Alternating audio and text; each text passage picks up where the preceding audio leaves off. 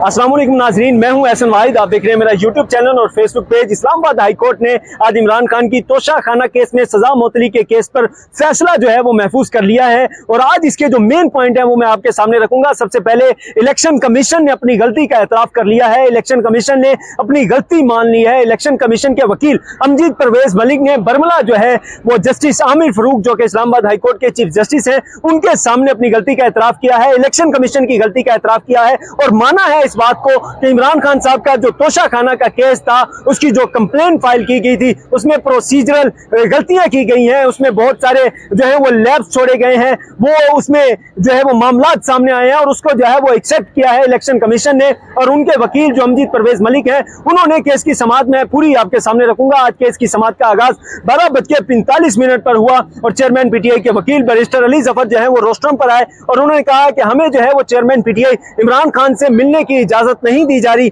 हमें कैदी नंबर 804 से जो है वो मिलने नहीं दिया जा रहा, तो इसके हवाले से अदालत जो है वो ऑर्डर जारी करे। जिस पर जस्टिस आमिर फरूक ने कहा कि अदालत जो है वो इस केस पर हो सकता है आज फैसला सुना दे, हो सकता है तोशा खाना में जो सजा मुअत्तली का मामला है इस पर हम किसी नतीजे पर आज जो है वो पहुंच जाए, तो लिहाजा आप थोड़ा सा जो है वो वेट कर लें। उसके बाद अमजद परवेज मलिक जो इलेक्शन कमीशन के वकील हैं उन्होंने अपने दलाइल का आगाज किया जिसमें उन्होंने 3 जो है वो बुनियादी चीजें, बुनियादी पॉइंट जो है वो उठाए। पहले नंबर पर उन्होंने कहा कि स्टेट को जो है वो फरीक बनाया जाना चाहिए। दूसरे नंबर पर उन्होंने कहा जो सजा मुअत्तली का मामला है, सजा जो मुअत्तली है ये दरखास्ती जो है वो मुस्तरद कर देनी चाहिए। जबकि तीसरे नंबर पर उन्होंने कहा कि सेक्रेटरी इलेक्शन कमीशन के पास इख्तियार था और ये इख्तियार इलेक्शन कमीशन ने ही सेक्रेटरी इलेक्शन कमीशन को दिया था कि वो डिस्ट्रिक्ट इलेक्शन कमिश्नर को कहे कि वो कंप्लेन फाइल करे इमरान खान के खिलाफ। ये 3 मामला जो है वो अमजद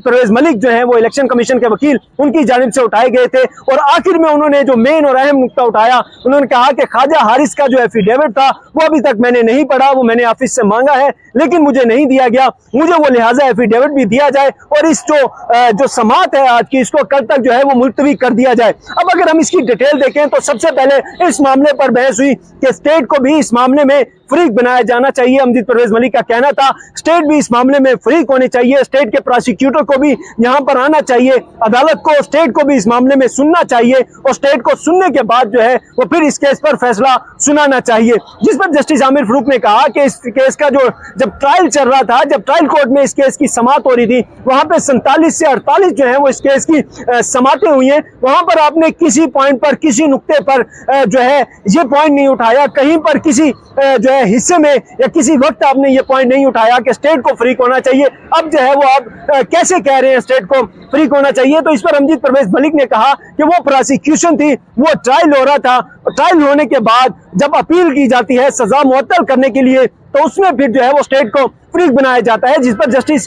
जो आमिर फरूक है उनकी जानिब से नुक्ता उठाया गया कि जो नैब के मामलात होते हैं उनमें भी एक प्राइवेट कंप्लेन होती है लेकिन वहां पर जो है वो स्टेट को फ्रीक नहीं बनाया जाता। तो इस पर जो अमजद परवेज मलिक है उन्होंने अपने दलाइल देते हुए कहा कि नैब के मामले पर जो है वो स्टेट पहले से ही फ्रीक होती है क्योंकि नैब के जो प्रोसिक्यूटर होते हैं वो सरकारी प्रोसिक्यूटर होते हैं और नैब के जाती तौर पर हायर किए गए होते हैं, जबकि मैं एज अ प्राइवेट वकील, एज अ प्राइवेट लॉयर जो है ये वकील लड़ रहा हूं और ये जो है एक प्राइवेट कंप्लेन है तो इसमें स्टेट को जो है वो फ्रीक लाजमन बनाया जाना चाहिए। इसके बाद जस्टिस आमिर फरूक ने कहा कि इस पर आपके दलाइल मुकम्मल हो चुके हैं, लिहाजा आप जो है और नुक्तों पर दलाइल दे। इसके बाद उन्होंने कहा कि इस सजा मुअत्तली की ये जो आपके पास एप्लीकेशन आई है, मैं नहीं कहता कि आप इस एप्लीकेशन को ना सुने और ना ही मैं ये कहता हूं कि आप इस एप्लीकेशन को जो है वो खारिज कर दें, बल्कि मैं ये कहता हूं कि आप इस दरखास्त को, इस एप्लीकेशन को मुस्तरद कर दें। और इसका हवाला देते हुए उन्होंने राहुल गांधी का इंडिया में एक केस का हवाला दिया। उन्होंने कहा वहां पर भी एक प्राइवेट कंप्लेन के मामले पर राहुल गांधी को 2 साल की सजा दी गई थी जिस पर अपील हुई थी कि इस 2 साल की सजा को मुअत्तल करना चाहिए लेकिन अदालत ने वो दरखास्त ही मुस्तरद कर दी थी। तो जस्टिस आमिर फरूक ने कहा कि क्या इंडिया का और पाकिस्तान का कानून एक जैसा है? तो इस पर अमजद परवेज मलिक ने कहा कि नहीं, इंडिया और पाकिस्तान का कानून एक जैसा नहीं है, वहां पे जो 3 साल की सजा होती है कम से कम उसे मुअत्तल करना जो है वो लाजमी होता है लेकिन यहाँ का कानून जो है वो मुख्तलिफ है। इसके बाद उन्होंने नए नुक्ते पर दलाइल का आगाज किया और उन्होंने कहा एक नुक्ता जो यहाँ पे उठाया जाता है कि मुझे स्टेट के पास जो जाना चाहिए, तो इस पर जस्टिस आमिर फरूक ने कहा कि आप नहीं समझते कि ये मामला पहले मुझे स्टेट के पास जाता, वो फैसला करते कि क्या ये सेशन कोर्ट का दायरा इख्तियार बनता है या फिर नहीं बनता, वो फैसला करते क्या ये मामला भी बनता है क्या इस पर जो है वो आगे कार्रवाई भी होनी चाहिए, क्या ये केस आगे चलना चाहिए या फिर नहीं चलना चाहिए। तो इस पर उन्होंने कहा कि वाकई ही यहाँ पर गलती हुई है, ये पहले मजिस्ट्रेट के पास जाना चाहिए था, वो इस मामले को देखते, वही फैसला करते ये सेशन कोर्ट के दायरे इख्तियार में आता है या फिर नहीं आता। लेकिन उन्होंने कहा यहाँ पर गलती हो गई, लेकिन इसका ट्रायल जो है वो मुकम्मल तौर पर सही हुआ है और ज्यूरिडिक्शन भी जो है वो सेशन कोर्ट की ही बनती थी, लिहाजा इसका जो फैसला आया है वो सही आया है। हाँ, वहां पर थोड़ी सी हमसे गलती हुई, लैप्स हुआ, इस गलती का जो है वो इलेक्शन कमीशन की जानिब से जो है वो एतराफ किया गया। इसके बाद एक और नुक्ते पर जो है वो वहां पर बहस की गई, कहा गया कि सेक्रेटरी इलेक्शन कमीशन ने जो एक कहा था डिस्ट्रिक्ट इलेक्शन कमिश्नर ऑफिसर को कि आप जो है वो कंप्लेन फाइल करें, तो पीटीआई के वकला की जानिब से मौक़िफ़ था कि ये उनके दायरे इख्तियार में नहीं आता, सेक्रेटरी इलेक्शन कमीशन को ये इख्तियार किसने दिया था। तो इस पर जो अमजद परवेज मलिक है उन्होंने अपने दलाइल दिए। उन्होंने कहा कि सेक्रेटरी इलेक्शन कमीशन जो है वो हमारा इंतजामी अमूर के लिहाज से सरबराह होता है, इलेक्शन कमीशन का सरकारी अफसर होता है वो भी, और उसको ये इख्तियारात जो है वो इलेक्शन कमीशन ने खुद ही दिए थे। जो इलेक्शन कमीशन ने अपना फैसला सुनाया था तो उसमें इलेक्शन कमीशन ने वाज़िया तौर पर कहा था कि इस पर ऑफिस को जो है वो ड्यू एक्शन लेना चाहिए, और उसी अथॉरिटी के तहत जो है वो चीफ इलेक्शन कमिश्नर ने ये दरखास्त जो है ये कहा है डिस्ट्रिक्ट इलेक्शन कमिश्नर ऑफिसर को कि आप जो है वो इस मामले पर एक कंप्लेन फाइल करें, और उन्होंने कंप्लेन फाइल की है और फिर जो है